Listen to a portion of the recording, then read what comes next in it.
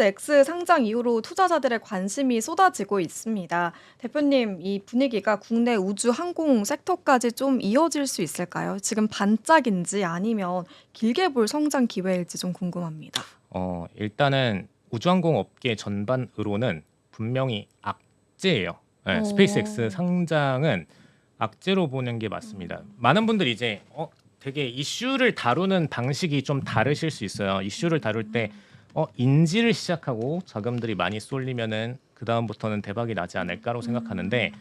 자, 이거를 좀 명확하게 보셔야 돼요. 자산 자체가 인지를 함으로써 증가하는 자산 대비해서 음. 이전에 알고 있던 자산의 규모가 얼마 정도인가를 봤을 때 스페이스X 상장 이후에 투자했던 우리나라 자금들이 분명히 있죠. 근데 우리나라는 공모를 못 들어갔으니까 뒤늦게 상장으로 들어가는 거고, 사실 이전에 이미 공모로 청약 다 했었고 기관들도 이미 투입 다 할 거 다 했었고, 그다음에 심지어 폐쇄형 펀드들 DXYZ 같은 펀드를 통해 가지고 신규 투자를 진행을 이미 1월부터 했던 팀들도 있었고, 그게 저희였고요 사실. 음. 1월부터 DXYZ 통해 가지고 이미 투자했었었고, 이미 그 밸류에이션에 대한 상승을 다 경험을 했기 때문에 현재 시점에서는 상장되기 이전부터 알고 있던 내용이었고, 지금 와서는 이슈에 개인들한테 팔고선 좀 비중 정리해야겠다의 포지션에 가깝지, 현재 시점에서 막 무조건 스페이스X는 우주로 갈 거야, 회상 갈 거야 이러면서 매수를 던지는 플레이를 기관 자금 가지고 하지는 않는다라는 거죠. 근데 그런 포지션에서 볼 때는 중요하게 봐야 될 것이 이 밸류에이션에 대한 적절한 평가 부분인데,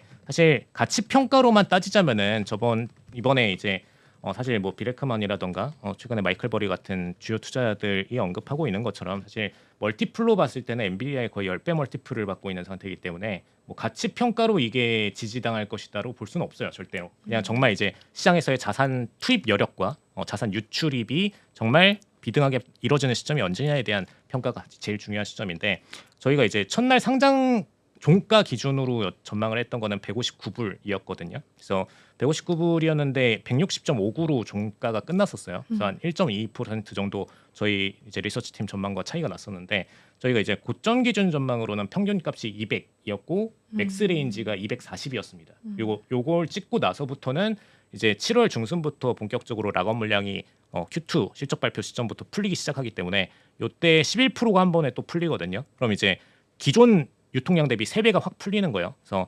사실상 그 시점부터는 완벽하게 분기적인 조정들이 계속해서 발생할 수밖에 없고, 마지막 락업 물량 풀리는 게 12월 9일입니다. 그래서 그때까지는 6개월 가량은 계속된 청산 물량들이 발생할 수밖에 없는 시점이기 때문에 현재 시점에서 스펙스에 대한 밸류에이션은 그렇게 조정 가능성을 볼 수밖에 없고요. 확률적으로. 물론 이제 단기적으로 7월 물량 풀리기 전에 누군가가 공격적인 기관의 자금이 투입이 돼가지고 뭐 한두 일 정도는 쉬고 나갈 수도 있어요. 근데 그런 비중들은 크게 우리가 기대할 만한 어떤 상승은 아니고, 확률적으로 봤을 때 굉장히 낮은 확률을 뚫고 일어난 확률이기 때문에 그런 비중들에 탈 필요는 없고요. 오히려 차라리 12월 9일 정도까지 락업 물량 다 풀리고 청산 일어나고 나서 그 다음에 장기적인 플레이를 들어가시는 게 훨씬 더 안정적인 비중이 되실 수가 있습니다. 그리고 그 문제만큼 어쨌든 우리나라 입장에서는 우리나라 우주항공 관련된 섹터들은 동반적으로 청산들이 발생할 수밖에 없다, 매도가 발생할 수밖에 없다를 참고하시면 될 것 같고, 그리고 가장 이제 메인되는 게 패시브 자산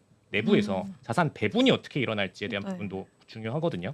근데 이노베이션 테크에 투자하는 자산들도 총 AUM이 정해져 있어요. 근데 이 총 AUM 내부에서 자산을 쪼개 가지고 투자하는 거거든요. 그럼 이제 총 자산이 뭐 100조라고 볼게요. 100조 중에서 스페이스 X라는 거대 기업이 나타났기 때문에 나머지 기업 내 존재하던 100조 자산을 투자했던 기업들 중에서 거의 20%가 됐던 15%가 됐던 비중을 청산하고선 스페이스 X에다가 비중 편입을 해야 된단 말이죠. 그럼 기존에 존재하던 나머지 기업군들은 다 매도량으로 빠질 수밖에 없는 부분입니다. 그래서 명확하게 로켓랩 같은 경우에도 상장 첫날부터 10%가량 빠지는 모습이 보였던 게 가장 이 자금을 마련하고 재투입을 해야 되기 때문에 발생한 부분이라는 거 참고하시면 될 것 같습니다.